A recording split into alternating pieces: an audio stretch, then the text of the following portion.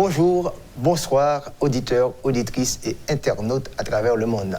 Nous allons avoir une émission bien spéciale sur les impacts de Covid-19 sur la pauvreté et la sécurité alimentaire en Haïti. En 2015, quelques 190 pays, dont Haïti, avaient pris l'engagement de réduire, pour ne pas dire éliminer complètement la pauvreté dans le monde, ainsi que éliminer la faim également. Les objectifs de développement durable. C'est la deuxième génération des objectifs de développement.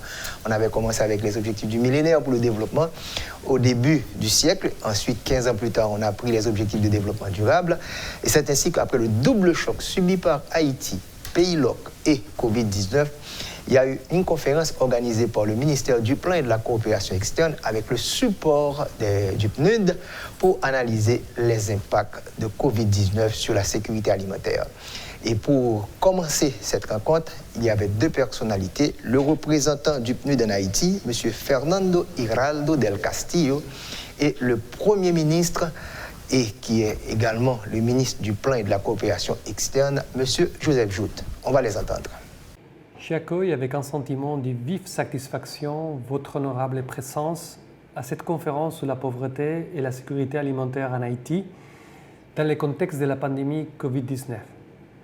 Je prends plaisir à vous souhaiter à tous une chaleureuse bienvenue en vous exprimant ma joie d'être parmi vous et vous voir vous associer à cette initiative conçue dans une dynamique de recherche active des meilleurs repères analytiques et décisionnels pour aborder avec efficience et pertinence la problématique multidimensionnelle de la pauvreté et la sécurité alimentaire. En effet, cette conférence qui nous rassemble aujourd'hui revêt une grande importance pour le programme des Nations Unies pour le développement, car il s'agit d'alimenter les débats autour d'une meilleure stratégie de lutte contre la pauvreté en Haïti, le premier objectif de développement durable parmi les 17 qui se sont fixés à atteindre, comme le veut l'agenda 2030. Mesdames et messieurs, comme chacun sait maintenant, les Nations Unies ont ratifié à l'unanimité un programme de développement durable audacieux et exhaustif, l'agenda 2030. L'agenda 2030 établit un nouveau cadre global, innovant et complexe, créant une vision de ce que le monde pourrait être en 2030. Ce plan d'action pour le peuple, la planète, la prospérité, la paix et les partenaires est très ambitieux. Ces 17 objectifs de développement durable sont universels et interdépendants. Le PNUD est particulièrement investi dans l'atteinte des ODD et à travers son plan stratégique 2018-2021, il se donne pour objectif d'aider les États dans leur effort de mise en œuvre des ODD. C'est dans ce contexte que le PNUD appuie les ministères de la planification et la coopération externe dans la réalisation de cette conférence débat axée sur l'objectif de développement durable numéro 1, qui consiste, comme on le sait tous, à éradiquer la pauvreté sous toutes ses formes, et l'objectif de développement durable numéro 2 pour l'élimination de la faim. Les analyses continues dans le nouveau rapport mondial sur le développement humain du PNUD établissent un diagnostic de la situation et présentent aux décideurs le choix de renverser les facteurs systémiques qui génèrent les inégalités croissantes. En particulier, ce rapport documente comment il est possible d'éliminer simultanément les privations extrêmes tout en donnant à chacun les moyens de vivre dignement, de gérer les retombées du réchauffement de notre planète et de bénéficier de nouvelles innovations. En d'autres termes, ces recommandations vont dans le sens d'un modèle économique qui travaille pour le bien-être collectif et non plus pour une petite minorité de privilégiés. Éradiquer la pauvreté sous toutes ses formes demeure l'un des plus grands défis de l'humanité. Si le nombre de personnes vivant dans l'extrême pauvreté a diminué de la moitié entre 1990 et 2015, une trop grande part de la population mondiale peine toujours à subvenir à ses besoins fondamentaux. Environ 736 millions de personnes vivent avec moins de 1,90 $ centimes par jour, données de 2015. Et le nombre de personnes n'ayant pas d'accès à la nourriture adéquate, à l'eau potable et à des installations sanitaires décentes reste bien trop élevé. D'autre part, la faim continue de freiner le développement de multiples pays. On estimait à 421 millions le nombre de personnes chroniquement sous-alimentées en 2017 et à plus de 90 millions le nombre d'enfants de moins de 5 ans souffrant d'une insuffisance pondérale grave. La sous-nutrition et l'insécurité alimentaire augmentent presque partout en Afrique et en Amérique du Sud. L'objectif numéro 2 vise à mettre un terme à la faim et à la malnutrition sous toutes les formes d'ici 2030, en faisant en sorte que toutes les personnes, notamment les enfants et les plus vulnérables, aient accès à une alimentation suffisante en quantité et qualité tout au long de l'année. Cela implique d'encourager des pratiques agricoles durables, d'améliorer les moyens d'existence et les capacités des petits paysans de permettre une égalité d'accès à la terre, aux technologies et au marché. Plus près de nous, selon les derniers rapports de la Banque mondiale, Haïti est le pays le plus pauvre de l'hémisphère occidental, avec un produit brut PIB par habitant de 870 $ en 2018 et un indice de développement humain les classant au poste 169 sur 189 pays en 2019. D'ailleurs, plus de 6 millions d'Haïtiens vivent en dessous du seuil de pauvreté avec moins de 2,41 $ par jour. Et plus de 2,5 millions sont tombés en dessous du seuil de pauvreté extrême, ayant moins de 1,23 $ par jour. En 2019, le pays a fait face à une dépréciation monétaire rapide, près de 30%, des taux d'inflation élevés, près de 20%, ainsi qu'une contraction du PIB estimée à 0,5%. Mesdames, Messieurs, la pandémie de Covid-19 vient aggraver la crise humanitaire, économique et des droits de l'homme en Haïti et exacerbe les vulnérabilités existantes, poussant davantage des personnes dans la pauvreté. Si une action immédiate est nécessaire pour répondre aux besoins sanitaires et humanitaires d'Haïti, il convient également de poursuivre des efforts pour continuer à promouvoir le développement durable et à renforcer la résilience du pays face au choc futur. Ainsi, un appel est lancé à tous les acteurs à assurer un accès humanitaire rapide, sûr, complet et sans entrave, ce qui est plus nécessaire que jamais pour faciliter la réponse à la pandémie.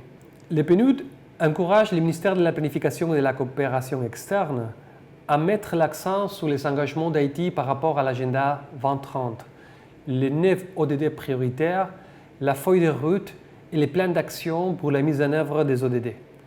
Cette conférence, réalisée sous le leadership du ministère du Plan et de la Coopération externe, sera donc l'occasion pour vous, les acteurs du changement, de discuter, de réfléchir sur les solutions à envisager pour éradiquer la pauvreté et éliminer la faim. Il s'agit également pour le PNUD et ses partenaires d'une étape importante dans le processus d'accélération de la mise en œuvre des ODD en Haïti. La présence de représentants de nombreuses institutions nationales est une preuve de leur engagement pour les ODD, notamment l'attente des ODD numéro 1 et numéro 2. J'espère vivement que ce travail collaboratif et de construction entre les partenaires des horizons variés et les efforts mutuels qui seront déployés au cours de cette journée nous permettront d'avoir des idées nouvelles à la poursuite de la éradication de la pauvreté et l'élimination de la faim. Pour finir, je voudrais remercier notre partenaire dans l'organisation de cette conférence, du ministère du Plan et de la Coopération externe. Je voudrais remercier aussi les agenceurs du système des Nations Unies et je voudrais enfin réitérer toute l'importance que le PNUD accorde aux contributions qui seront apportées dans le cadre de cette activité et l'analyse de leurs résultats. Je vous remercie pour votre attention.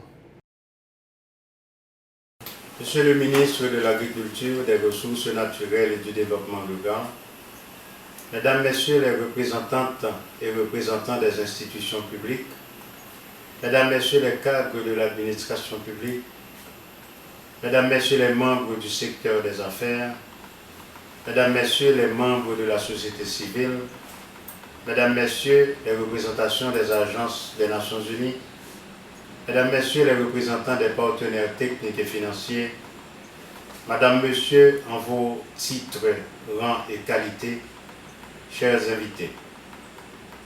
Les réflexions sur la manière de faire face aux défis de la pauvreté, de la faim dans le contexte de mise en œuvre des objectifs de développement durable ODD sont riches en recommandations et en résolutions.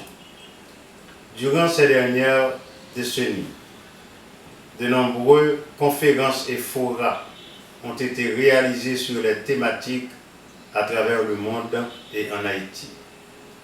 Rappelons le programme d'action Istanbul adopté en 2011 en faveur des pays les moins avancés, les PMA, la conférence de Rio + 20 en 2012 relative à la définition de la vision commune du développement durable, l'approbation du programme d'action d'Addis Abeba en 2015 sur la mobilisation des ressources et enfin l'adoption de l'agenda post-2015 et des objectifs de développement durable ODD en septembre 2015 par l'Assemblée générale des Nations unies. La pauvreté et la faim, qui font l'objet des objectifs 1 et 2 du développement durable, demeurent une grande préoccupation pour tout gouvernant. Pour l'administration Moïse Joute, elle constitue un défi majeur à surmonter, plus particulièrement encore avec l'expansion de la pandémie Covid-19, qui n'est pas sans conséquences sur les plans économiques, sociaux et humains. En effet, les premières leçons tirées de la propagation de la pandémie Covid-19 montrent combien il est essentiel d'agir ensemble, aussi bien au niveau national qu'international, pour contenir et endiguer ce fléau et ses retombées néfastes qui affectent les conditions et la vie des populations et surtout les plus défavorisées. L'adoption de l'agenda post-2015 et des objectifs de développement durable ODD est une manière d'engager tous les pays, dont Haïti, à transformer la société pour un monde sans pauvreté et sans faim. C'est un objectif noble et assez ambitieux qui constitue pour l'administration Moïse Joute un pilier sur lequel s'appuie l'action gouvernementale. Autrement dit, les objectifs fixés à travers l'agenda 2030 rencontrent la vision de développement national fixée par le président de la République, son Excellence Jovenel Moïse. En effet, les actions favorisant l'atteinte des objectifs retenus à travers les ODD 1 et 2 sont des choix incontournables pour une vie meilleure au bénéfice de la population haïtienne, en particulier au niveau des collectivités territoriales qui peuvent jouer un rôle catalyseur dans les actions à entreprendre. Mesdames et messieurs, mes propos d'ouverture à l'occasion du lancement de cet atelier qui concerne la pauvreté et la faim et les impacts de Covid-19 sur la pauvreté et la sécurité alimentaire montrent le grand intérêt du président de la République, son Excellence Jovenel Moïse, et du gouvernement pour ce sujet. Il témoigne de l'engagement que nous avons pris pour travailler ensemble face à ce contexte difficile dans la perspective des solutions heureuses au bénéfice de la population. Il y a lieu de rappeler que 24% de celles-ci vivent sous le seuil de la pauvreté extrême et plus de 56% en dessous du seuil de la pauvreté, soit moins que $2 américains par jour, selon les dernières données disponibles. Vous accueillir à cet événement est le témoignage que l'atelier de réflexion et d'échange autour des problématiques de pauvreté, d'insécurité alimentaire, de malnutrition est l'occasion de produire des échanges très fructueux et des solutions appropriées pour faire face aux défis identifiés. En même temps, les résultats et les conclusions des travaux pourraient servir d'outils d'aide à la décision. Je dois aussi vous rappeler que la mise en œuvre des ODD est une œuvre énorme à accomplir, d'où la nécessité de se concentrer sur des actions conformes aux objectifs fixés. Il convient à présent de nous capitaliser sur les meilleures options pour la réalisation des ODD face aux défis associés.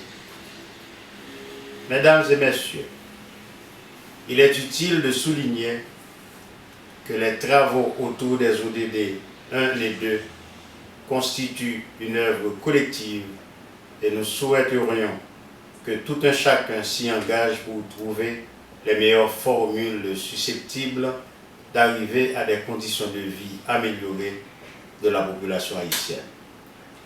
Aussi, il me paraît important de vous interpeller sur la grande nécessité de redoubler nos efforts en vue de nous engager à partir d'une démarche cohérente dans un processus qui est en conformité avec l'agenda mondial et national zéro pauvreté et zéro faim. Il ne me reste plus qu'à vous souhaiter plein succès dans les travaux. Je vous en remercie.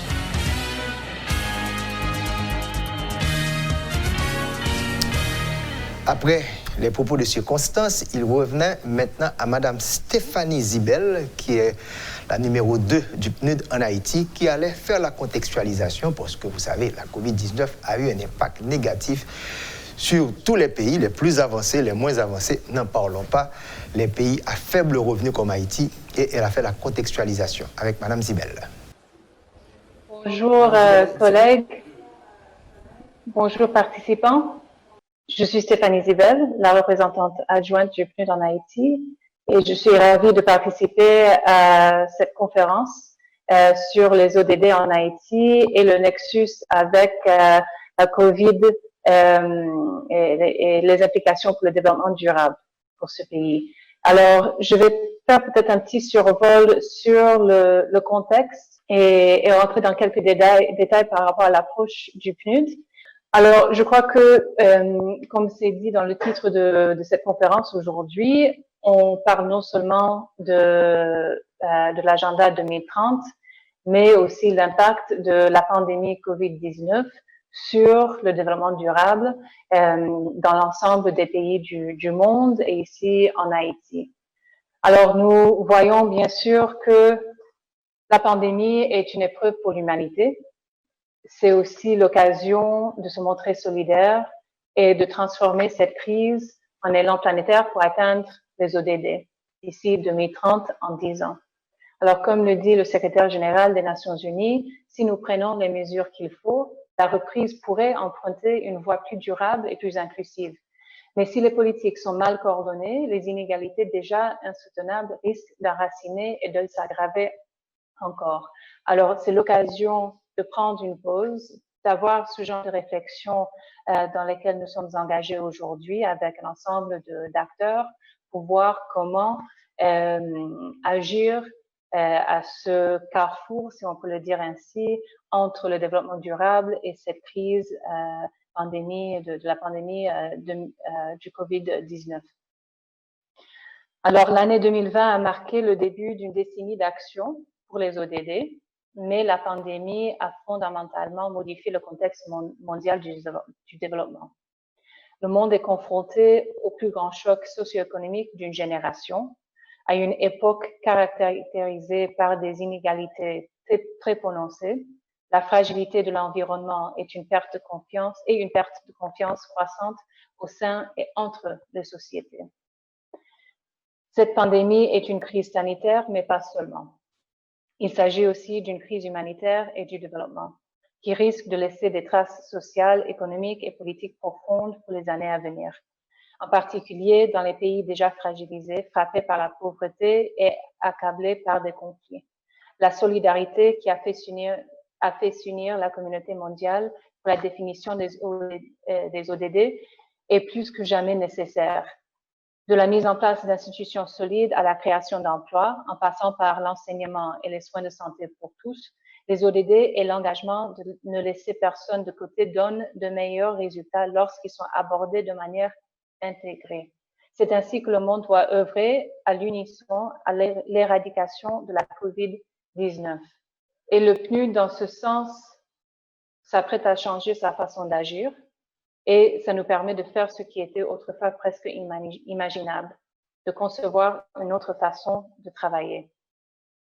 Et sur cela, je vais juste faire un petit survol sur comment le PNUD conçoit sa réponse et son appui à la gestion de cette pandémie. Et ça s'articule autour de 3 objectifs. D'aider les pays à se préparer à la pandémie et ses répercussions et à protéger leur population, à réagir pendant la flambée et à se relever des incidences économiques et sociales de la crise dans les mois à venir. Dans la plupart des pays, ces phases se déroulent simultanément et sont interdépendantes. La manière dont un pays se prépare à la pandémie et y répond, par exemple, aura un impact direct sur le type de relèvement nécessaire. Alors, si on regarde, et je sais qu'on va entrer en beaucoup plus de détails, profondeur avec nos experts qui sont avec nous aujourd'hui sur les objectifs 1 et 2, c'est-à-dire l'objectif 1 sur pas de pauvreté et l'objectif 2, faim zéro. On peut voir déjà, selon des rapports qui ont été publiés en juillet 2020, qu'on s'attend à une rechute de 71 millions de personnes dans l'extrême pauvreté en 2020, la première augmentation de la pauvreté dans le monde depuis 1998. La perte de revenus, la protection sociale limitée et la hausse des prix signifient que même ceux qui étaient auparavant en sécurité pourraient se retrouver menacés de pauvreté et la faim. Et par rapport à l'objectif 2, faim zéro, selon un rapport publié par la FAO, et nous avons avec nous quelques collègues de la FAO, actuellement environ 820 millions de personnes sont en situation de faim chronique dans le monde, et ce qui signifie qu'elles n'ont pas suffisamment d'apports caloriques pour mener une vie normale. Parmi elles, 113 millions de personnes font face à une insécurité alimentaire grave, aiguë, une situation de famine tellement grave que leur vie et leurs moyens de subsistance sont directement menacés et que leur survie dépend d'une aide extérieure. Alors, si on prend cette photo et on fait un zoom sur Haïti, on peut voir que la pandémie du COVID-19 aggrave la crise humanitaire, économique et des droits de l'homme en Haïti et exacerbe les vulnérabilités existantes, poussant davantage de personnes dans la pauvreté, comme ça se fait ailleurs dans le monde. Il y a un besoin urgent d'action immédiate pour répondre aux besoins sanitaires et humanitaires en Haïti. La famine risque de frapper 4,6 millions d'Haïtiens en 2020, selon les chiffres de l'ONU, et près de 35% de la population haïtienne avait déjà besoin d'une aide alimentaire d'urgence avant la crise Covid. Il faut encourager davantage des pratiques agricoles durables, améliorer les moyens d'existence et les capacités des petits paysans, permettre une égalité d'accès à la terre, aux technologies et au marché. Il faut poursuivre les efforts pour continuer à promouvoir le développement durable et à renforcer la résilience du pays face aux chocs futurs. Et le MPCE met l'accent sur les engagements d'Haïti par rapport à l'agenda 2030, et les 11 ODD prioritaires pour ce pays et la feuille de route et plan d'action pour la mise en œuvre des ODD. Alors, sans plus tarder, quelques réflexions autour de cette conférence sur l'intersection entre la pandémie COVID-19 et la pauvreté et la sécurité alimentaire, notamment les ODD 1 et 2. Et ça représente un pas important dans la bonne direction de concertation, de mettre tous les acteurs ensemble afin de profiter des expertises et de l'intelligence commune. Cette démarche favorise des débats entre les différents acteurs concernés sur les problématiques de pauvreté et d'extrême pauvreté, de l'insécurité alimentaire et de la malnutrition, et sur les politiques économiques et commerciales à adopter face à cette situation actuelle. La conférence d'aujourd'hui posera des bonnes bases de discussion autour des facteurs à prendre en compte dans la mise en place d'une croissance économique inclusive, visant à une création substantielle d'emplois et une réduction des inégalités dans le pays. Ces actions témoignent une vision partagée dans la lutte contre la pauvreté, l'extrême pauvreté et la sécurité alimentaire. Après un petit tour à travers le monde pour savoir comment les ODD, les 17, comment ça se retrouve à travers le monde, eh bien, on va atterrir maintenant en Haïti et nous allons nous rendre du côté du ministère du Plan et de la Coopération externe avec l'une des responsables, Mme Fatima Léon Prophète, qui va nous expliquer les 11 ODD prioritaires pour Haïti d'ici 2030. Bonjour tout le monde. Mon intervention ce matin à l'occasion de l'atelier sur les impacts de la COVID-19 sur la pauvreté et la sécurité alimentaire en Haïti, notamment en ce qui concerne l'ODD 1 et 2. Mon intervention consiste particulièrement de vous faire le point sur l'agenda 2030 et les objectifs de développement durable en Haïti. Au sommaire de ma présentation, on aura le contexte et les défis, les engagements d'Haïti par rapport aux objectifs de développement durable, des OMD par rapport aux ODD, le processus de priorisation des ODD en Haïti, la matrice d'analyse des cibles prioritaires, le choix des cibles prioritaires, la feuille de route associée à son plan d'action et les perspectives. En termes de contexte, je vous dirais qu'à la suite de l'adoption de l'agenda 2015 et des objectifs de développement durable en septembre 2015, Haïti s'est engagé à travailler pour la mise en œuvre de ces objectifs. L'engagement d'Haïti, en fait, s'est exprimé à travers un document qui est la position de la République sur l'agenda global et qui indique que la stratégie nationale de développement sur le long terme, le PSDH, qui a été élaboré en 2012, prend en compte des OMD et aussi les préoccupations des thèmes qui se retrouvent dans l'agenda 2015 des Nations Unies, des objectifs de développement durable. Je vous dirais en fait que les orientations et les choix de développement qui se déclinent à travers les 4 fondations du PSDH sont en harmonie aux objectifs visés par les objectifs de développement durable. Plus précisément, les ODD prioritaires sont en cohérence aux orientations de développement national, non seulement sur le long terme, mais également sur le moyen terme et se retrouvent dans les priorités d'intervention de l'administration Moïse. Les objectifs de développement durable seront mis en œuvre à travers des défis majeurs que le pays fait face. Nous avons une utilisation désordonnée du territoire, des institutions faibles et fragiles, une croissance économique faible durant ces dernières années, une insécurité alimentaire préoccupante, des conditions d'habitat précaires et une situation de sous-emploi et de chômage, et des services sociaux insuffisants par rapport aux besoins. Voilà quels sont les défis auxquels nous aurons à faire face durant ces 15 dernières années d'ici 2030 pour l'atteinte des objectifs de développement durable en Haïti. Comme je vous le disais, il fallait qu'Haïti travaille pour la mise en œuvre des objectifs de développement durable. Comment a avancé le processus? Au début de 2016, un comité interministériel devant assurer la coordination du processus a été mis en place, où les aspects économiques seraient traités par le ministère des Affaires étrangères et la dimension technique par le ministère de la Planification et de la Coopération externe.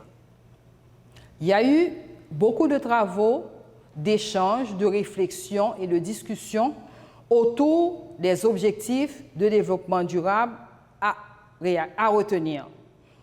C'est ainsi qu'on a eu plusieurs ateliers avec les ministères sectoriels, les différents acteurs en termes de développement. Lors de ce processus également, on a eu l'appui des Nations Unies avec la mission MAPS, communément appelée MAPS, qui est une mission qui consistait à analyser avec nous l'intégration, l'accélération et les appuis aux politiques publiques qui nous permettraient une bonne intégration des objectifs de développement durable dans le processus de planification, de programmation, de budgétisation et encore mieux du suivi, évaluation des politiques. On a eu également un appui avec le Programme des Nations Unies pour le développement, le PNUD, où on a eu les premiers résultats dans le cadre de ces priorisations à partir d'une matrice d'analyse pour la priorisation des ODD et une matrice pour la priorisation des ODD avec le bureau du coordonnateur des Nations Unies.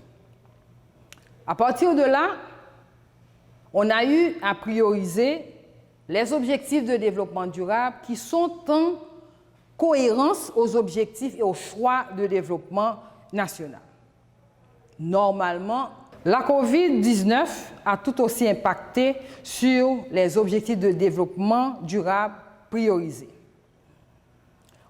Nous avons là les 11 objectifs de développement prioritaires et leurs impacts. Il y a l'objectif 1 et 2 qui concerne justement l'atelier de ce matin. L'objectif 3, la question de la santé. L'objectif 4, l'éducation. L'objectif 5, la question d'égalité de genre. L'objectif 6, notamment la question de l'alimentation en eau et l'assainissement.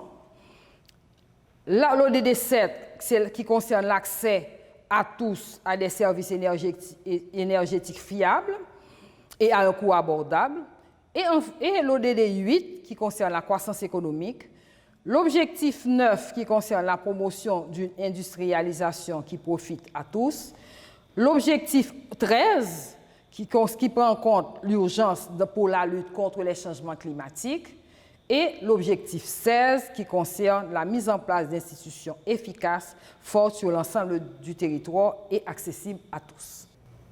Mais pour la mise en œuvre de ce processus, pour la mise en œuvre des objectifs de développement durable en Haïti, il y a une feuille de route qui a été élaborée dans ce cadre. Cette feuille de route sert de guide d'orientation pour la mise en œuvre des objectifs et porte sur les étapes à accomplir dans le temps et des phases à suivre pour les actions dans le cadre de cette mise en œuvre. Et cette feuille de route trace et présente les activités retenues pour l'appropriation et la mise en œuvre du programme. Elle permet au gouvernement de piloter et de coordonner le processus, de mobiliser toutes les institutions publiques, la société civile, le secteur privé, les partenaires au développement autour des choix retenus, faciliter la concertation, l'harmonisation des interventions des différentes parties, servir d'outils de dialogue avec les partenaires au développement dans ce processus. Et à cette feuille de route est associé un plan d'action. Ce plan d'action comporte 5 axes. Le premier axe, c'est le cadre de gouvernance de la mise en œuvre des ODD. Le deuxième axe, c'est le plaidoyer et la communication autour des ODD. Le troisième, c'est la sensibilisation. Et un quatrième axe qui est vraiment essentiel, c'est l'intégration des objectifs de développement durable retenus dans la planification, la programmation, la budgétisation. Et un dernier axe, c'est le renforcement du système de gestion de l'information, du suivi et de l'évaluation, qui comporte un aspect fondamental, c'est la production statistique pour le suivi des actions qui seront menées. En termes de perspective, comme je vous le disais, on a retenu les objectifs de développement durable prioritaires. On a identifié certaines cibles, comme je vous le disais, environ 54 cibles. Maintenant, il nous reste à finaliser ces cibles avec les secteurs concernés et de définir des indicateurs qui nous permettra de faire un suivi régulier des objectifs de développement durable. Autre élément de perspective, c'est de poursuivre les ateliers de sensibilisation, c'est de poursuivre les ateliers de sensibilisation et de vulgarisation, comme nous le faisons là ce matin, et enfin, un meilleur engagement et implication des secteurs concernés dans la mise en œuvre des objectifs, et enfin, élaboration du premier rapport de mise en œuvre des objectifs de développement durable en Haïti. Je vous remercie. Monsieur Schmidt-Saint-Fleur, l'un des responsables de l'unité de pauvreté au sein du ministère, l'UOPS, va nous expliquer également quel impact que ça a eu sur la pauvreté. Ce n'est pas seulement le cas d'Haïti, à travers le monde, il y a une nette augmentation de la pauvreté et de l'extrême pauvreté. Donc comment se repositionner sur la voie de développement durable? Il va nous donner un petit peu la situation d'Haïti. Bonjour, bonsoir à vous qui prenez part à cette conférence virtuelle sur les objectifs de développement durable. Je voudrais dans un premier temps remercier les organisateurs de cet événement qui ont bien voulu associer l'unité d'observation de la pauvreté et de l'exclusion sociale à ce grand événement et aussi à mes collègues de l'unité. Alors mon nom est Schmidt-Saint-Fleur, mon intervention va porter sur l'impact de la COVID sur l'objectif de développement durable 1. Il y a certainement des conséquences lourdes qu'on peut dénoter tant sur le plan économique que sur le plan social. Alors, ces conséquences sont à très court terme, à court, moyen et long terme.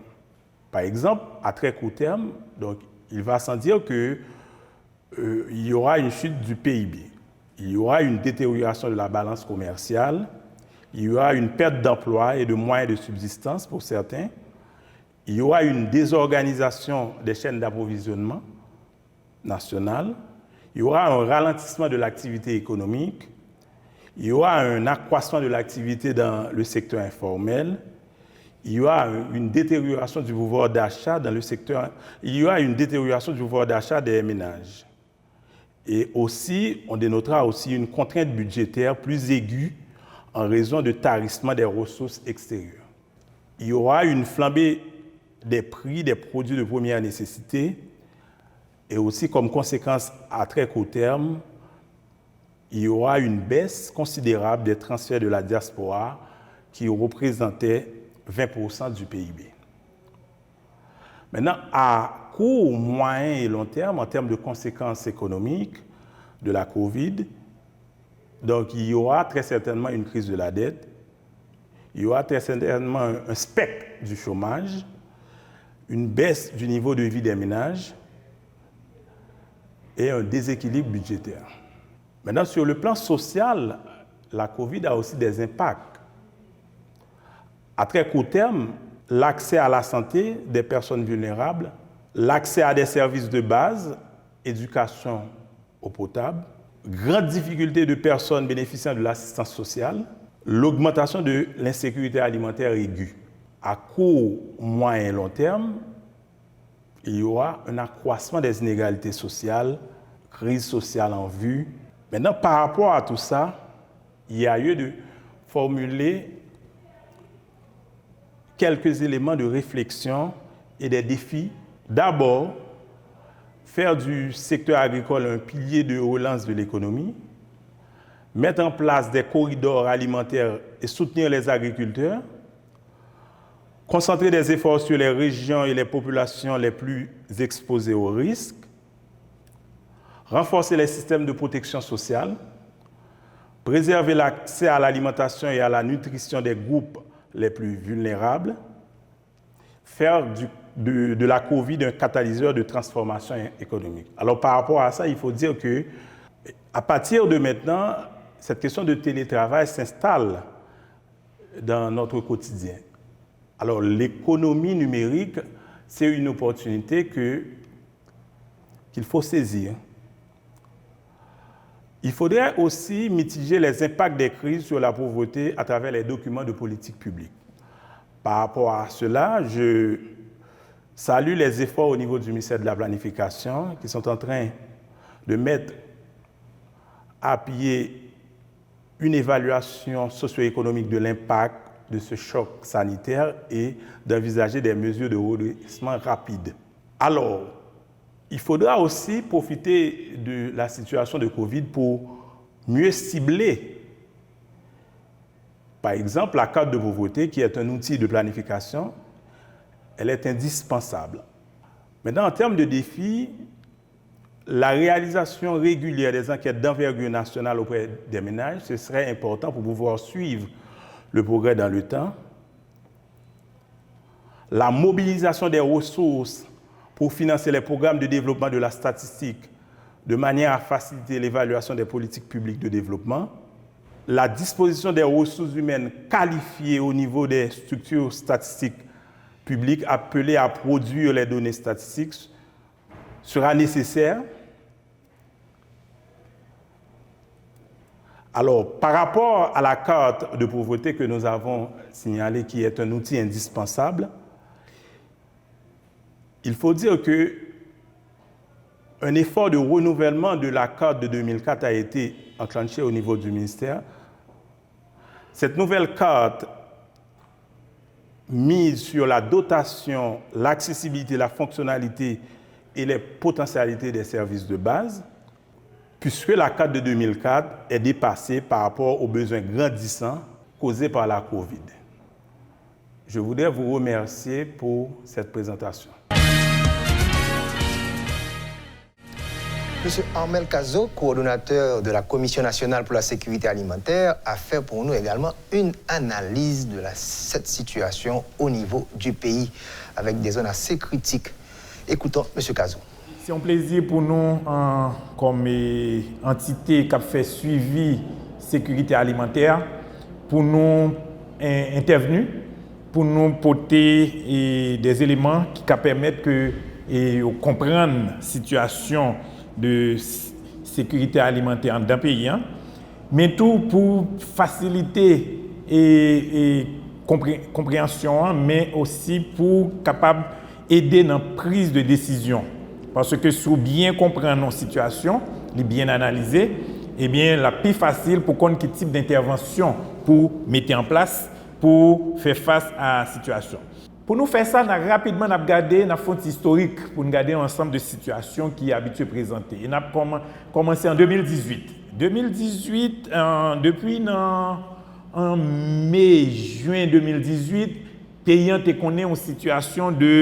commencé à connaître une situation de sécheresse qui était occasionnée et perte dans la production et dans la zone qui a fait production, et notamment production printemps 2018 dans l'été et prend gros frappe. Et c'était déjà un premier frappe pour paysans en termes d'insécurité alimentaire.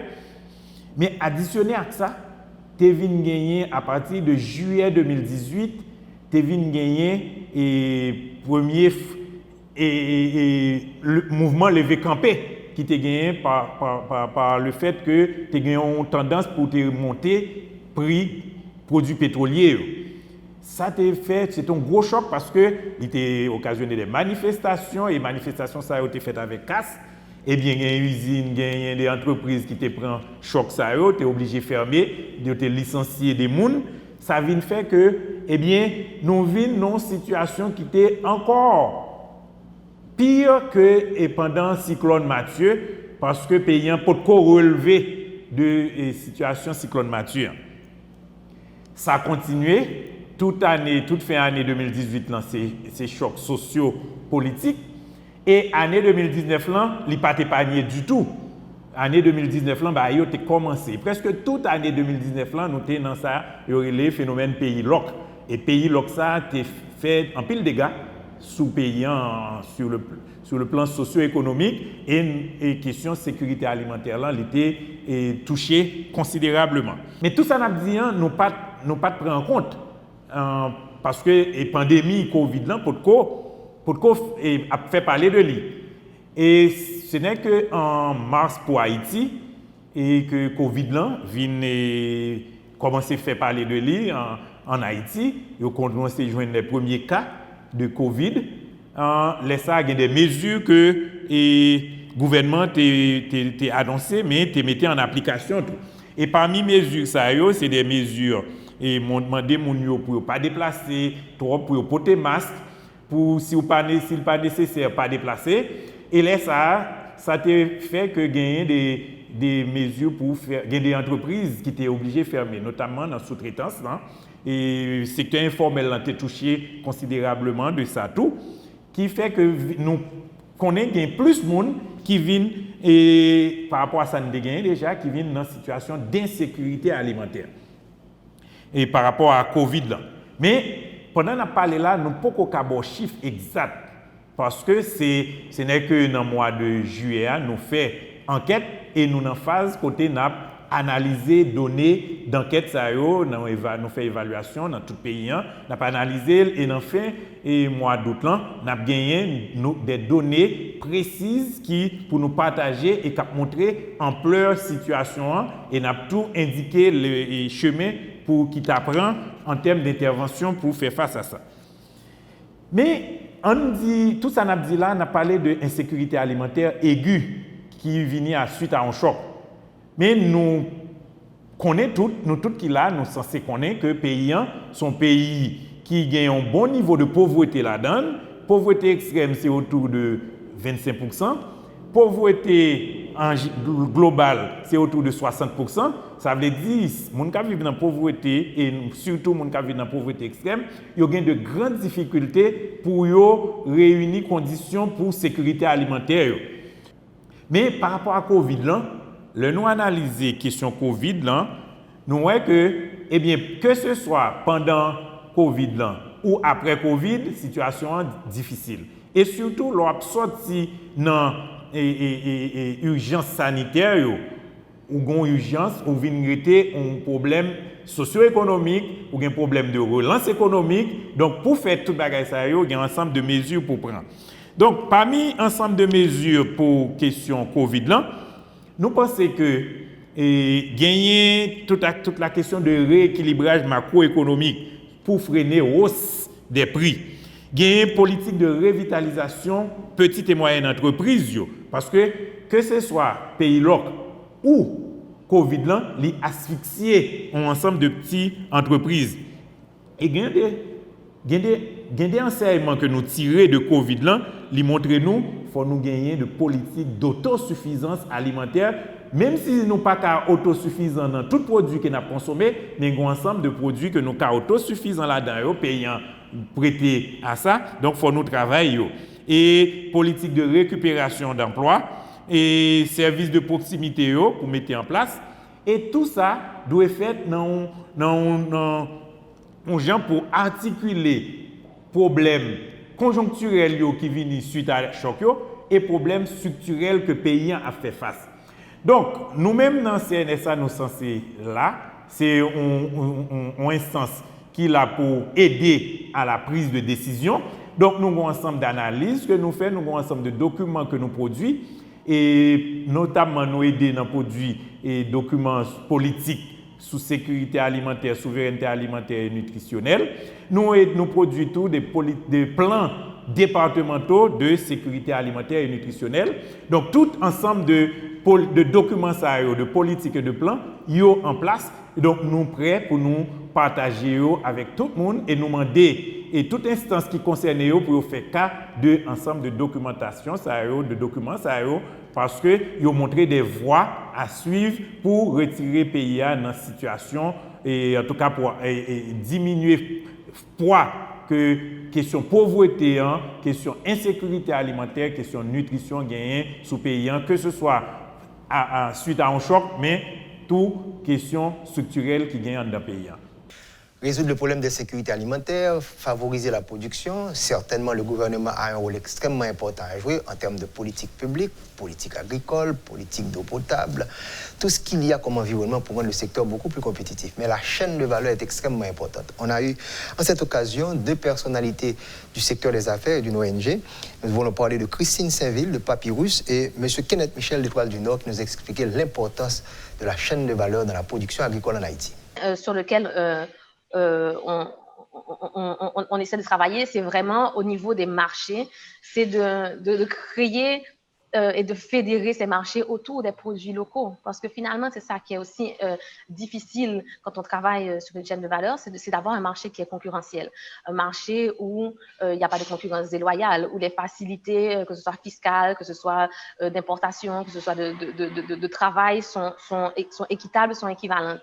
Donc, c'est aussi de faire comprendre aux entreprises haïtiennes qui sont consommatrices de matières premières, que pour pouvoir finalement dynamiser cette filière, cette production, il faut pouvoir y mettre aussi du sien. Donc, ne pas simplement rester fixé sur une question de prix, parce qu'effectivement, sur cet aspect-là, on a du mal à être concurrentiel, mais plutôt de se dire que sur le long terme, si on arrive à s'engager, on va pouvoir créer une dynamique où la production sera absorbée pour un produit final intéressant pour le marché et potentiellement pour l'exportation.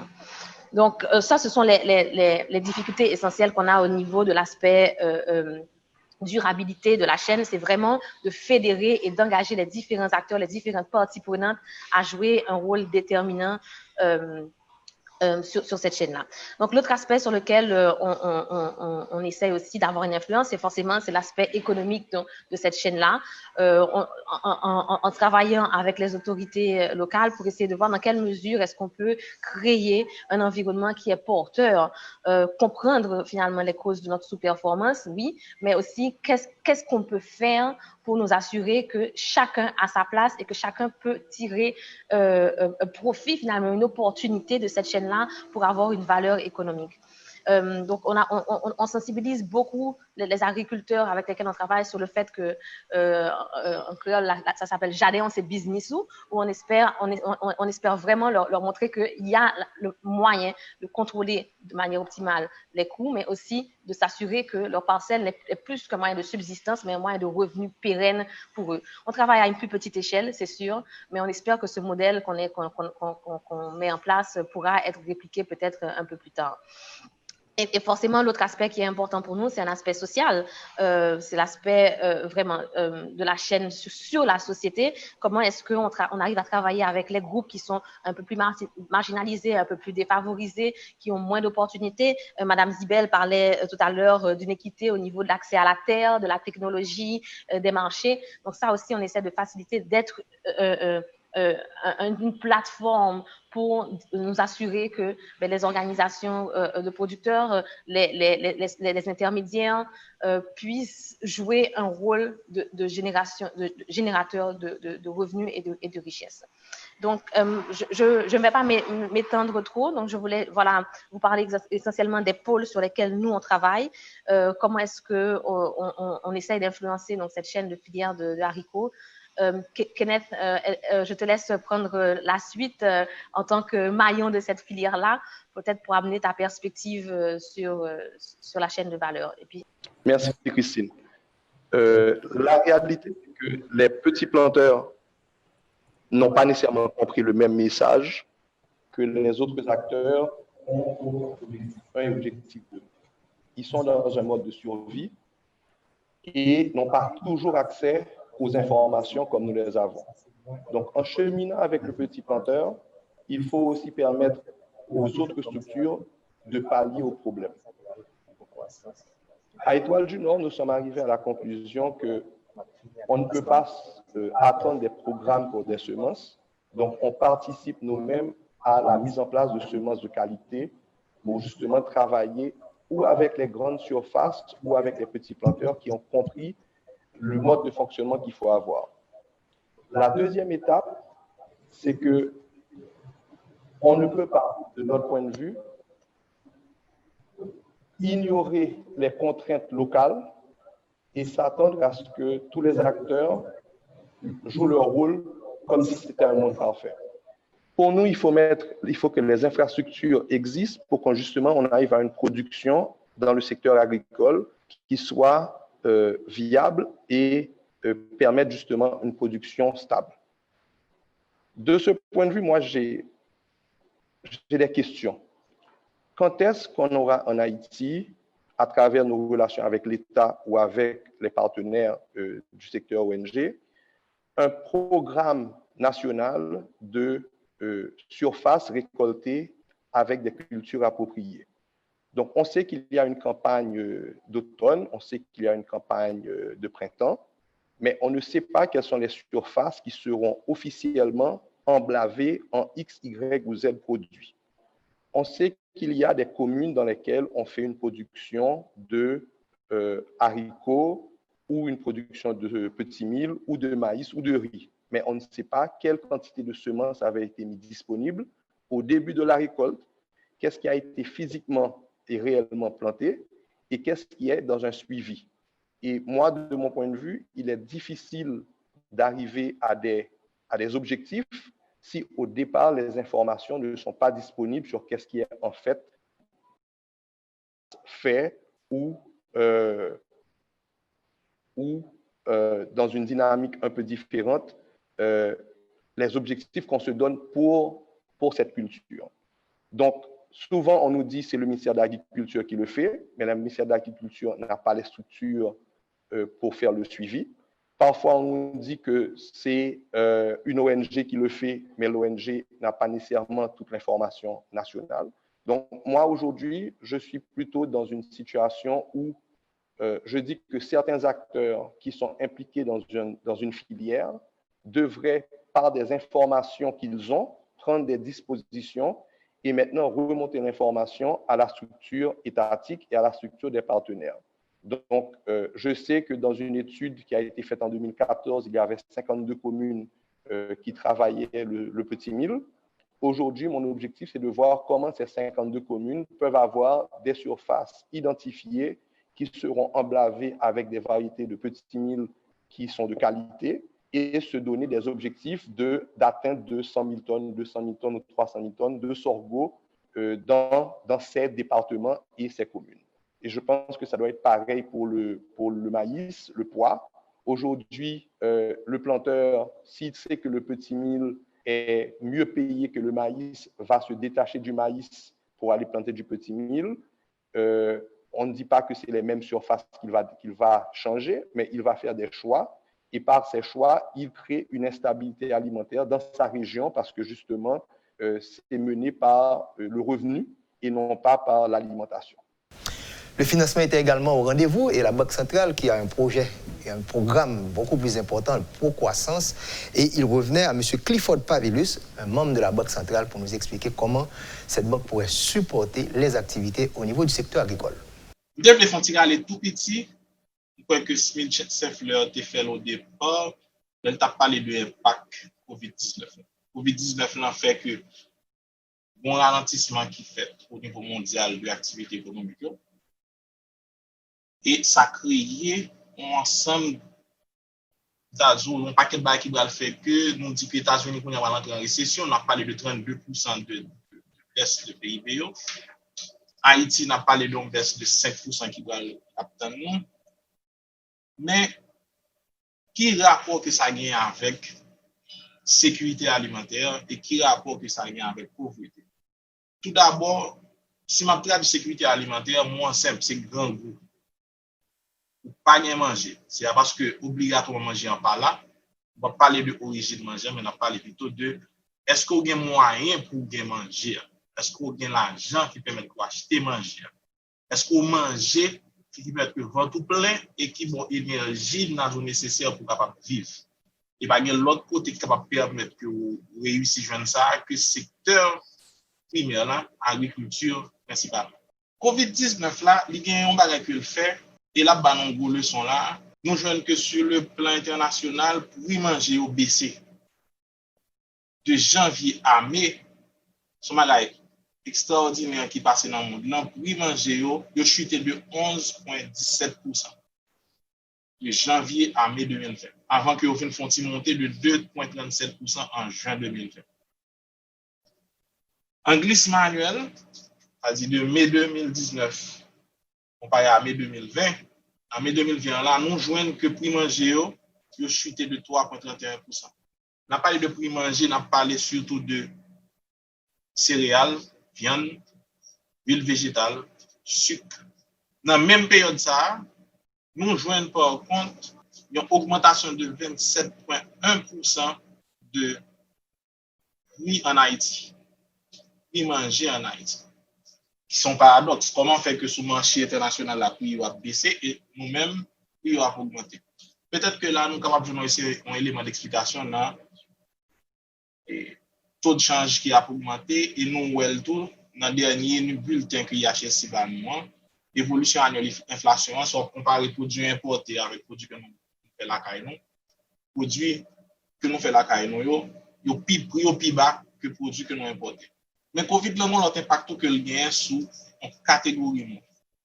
Femmes qui représentaient 59% dans le commerce, dans l'informel, surtout. Femmes qui représentaient 73,8% de employés qui travaillent dans l'hôtel, restaurant.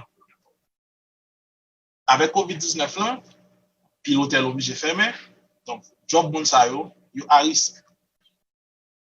Donc, secteur service là prend beaucoup avec Covid. Et mesdames, même si en Haïti, nombre de cas confirmés selon MSPP, mesdames représentent 41,8% seulement là-dedans. Donc, vous sentez que c'est monsieur qui puisse frapper par maladie, mais sur le plan économique, mesdames, vous prenez en pile. Mais quand là, si nous regardons ça, si nous prenons sur question financement agricole là, nous trouvons que pour nous résoudre le problème de sécurité alimentaire, nous sommes obligés à aller dans le secteur agricole. Généralement, on a tendance à parler de financement agricole, il y aurait crédit agricole. Crédit, c'est un moyen, c'est un outil que vous gagnez pour capable financer une entreprise. Mais ce n'est pas seul outil qui existe. On nous a dit que moi, une entreprise agricole m'a monté et me décidé que bon, pas bien l'argent et me pas à le faire prêt la banque. Nous doit joindre une entreprise qui est spécialisée dans monter dossier pour attirer investisseurs, soit d'institutions d'investissement, banque d'investissement, on va pas les mettre banque devant nous, mais une institution qui connecte, qui est intermédiaire financier, qui connecte le monde qui a l'argent avec le monde qui a besoin de l'argent. Vous mettez l'argent là, il même investir pour une entreprise, et puis la bonne dividende, la rapporte à partir du profit que l'entreprise va le faire. Ça, c'est une forme de financement. Et les membres regardent de façon que le secteur est très compliqué, je dis là. Très compliqué pour un jeune crédit, surtout lié à l'agriculture, parce que nous trouvons que l'extrêmement risqué, etc. Mais bon, bah, toujours demander les banques commerciales, par exemple, ce sont les banquiers, ce sont des gestionnaires de risque. Risque de tous côtés. Donc, c'est réfléchir avec intelligence comment on est capable de surmonter le risque. Mais bon, ça, c'est un autre débat. Mais par contre, nous sommes capables d'essayer de créer d'autres mécanismes de financement qui sont capables de bénéficier aux agriculteurs. Parce que aujourd'hui, là, nous avons besoin de créer entrepreneurs agricoles dans le pays.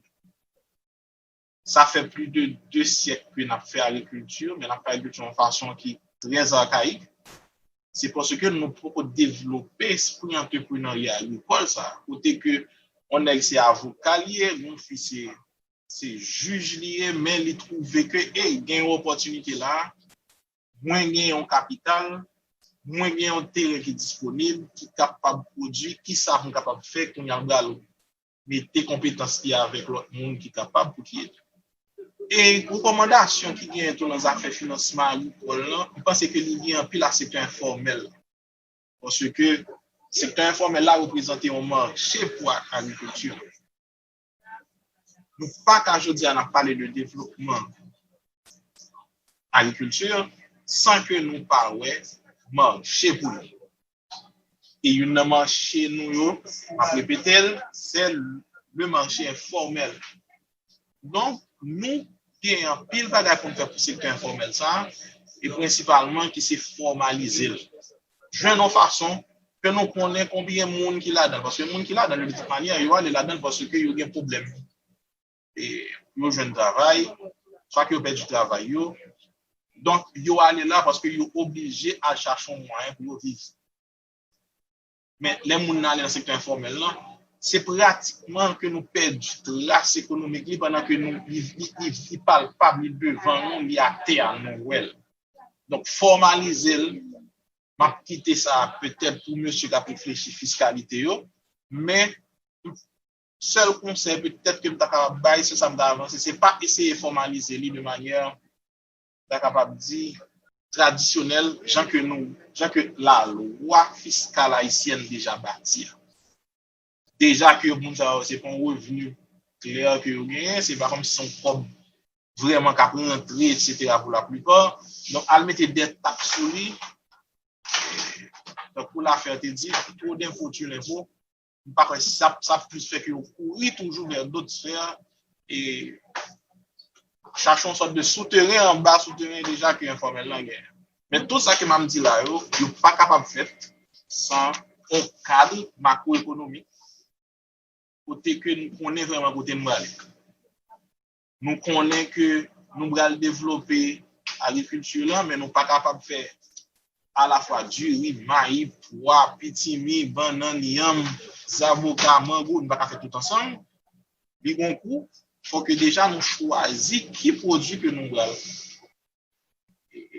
exploiter. Il faut que nous décidions sur quelle période que nous allons faire.